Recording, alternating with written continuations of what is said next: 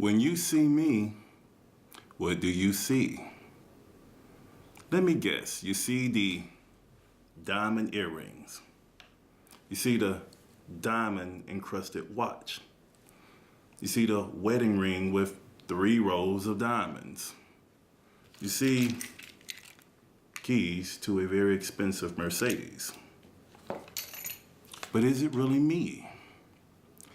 There's an issue that's been going on in this country and worldwide of poverty and homelessness.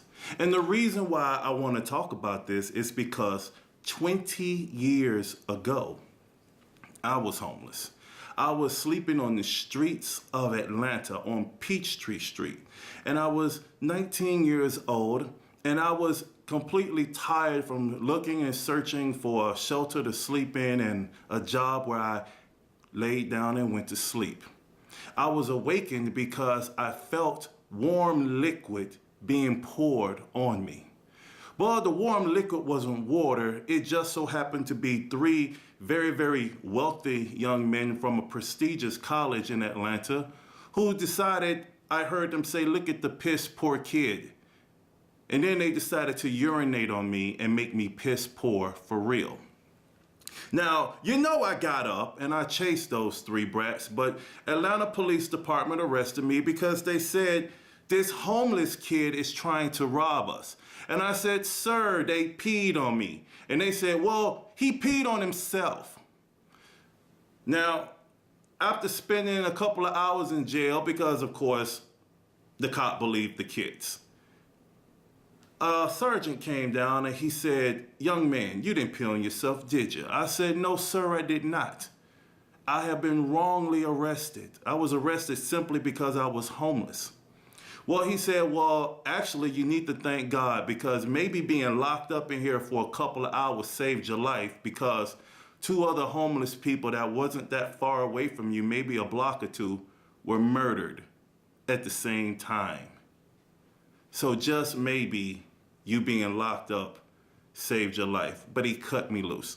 Now, the reason I'm getting into this is because these outside aesthetics are not who I am. And it's so easy to see someone like me. This is what America calls success.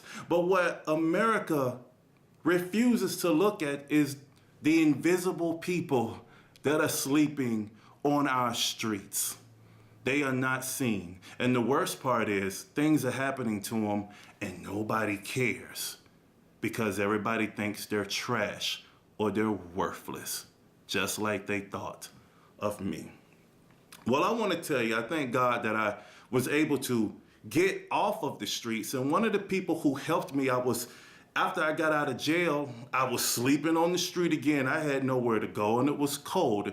And a very wealthy individual in a Rolls Royce pulled up, got out of the car, walked up to me and said, son, are you cold?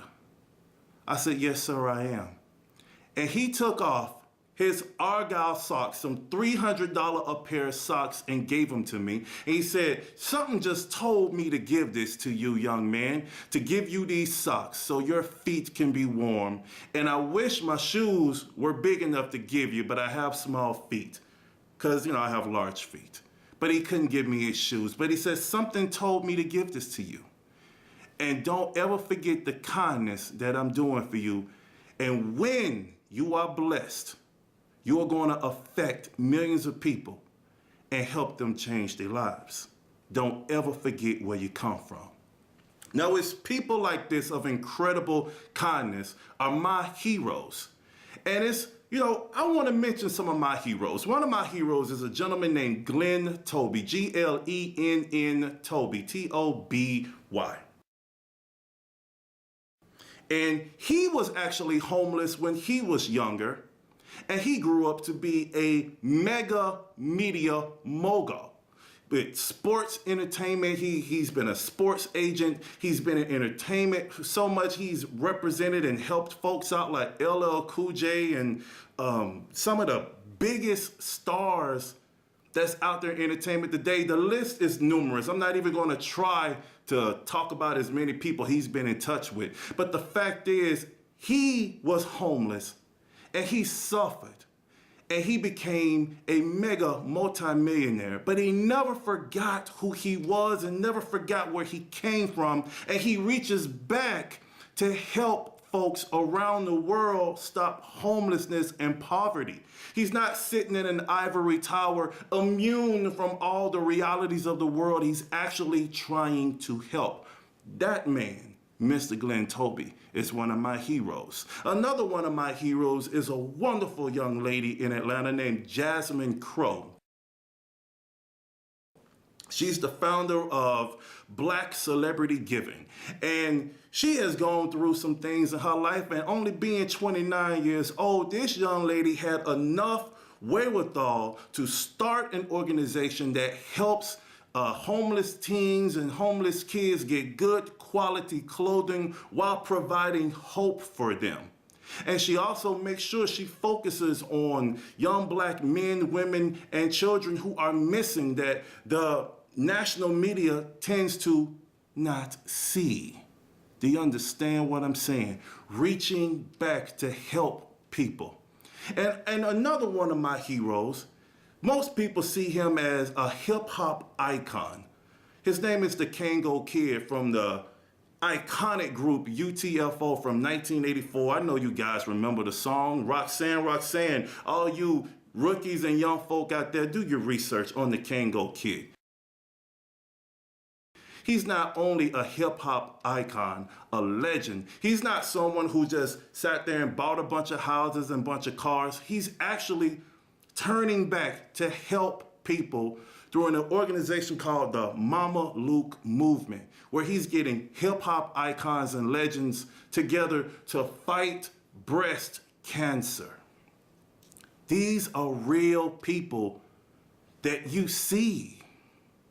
So what I'm saying is, out of all of these heroes that I have, real folk who have been out here in this world doing incredible things, who can just lay back and kick it in the shade, they decide to reach back. These are people like me, people who have empathy for other folk, people like you. So I'm asking you, when you see folks with the diamond rings, people with the diamond watch, people riding around in their expensive luxury cars and sports cars, you see those folk. But my question is, do you see the people without all the bling that's sleeping on the street right there in front of you? I'm YG Nyghtstorm, and I see you.